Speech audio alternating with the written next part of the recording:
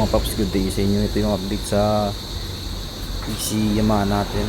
So ito yung kinabit natin ngayon, yung Mofox D2 laser gun. Yun sa kabila.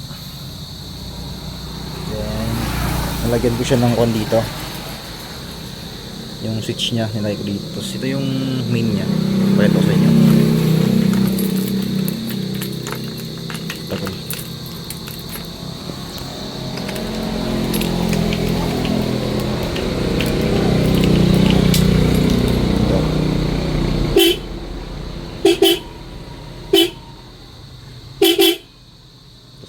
Gusto na ang pag-iop mo siya para walang huli. Tapos ganito naman yung ilaw niya, low, high. O diba, napakaliwanag yung zone natin. Sina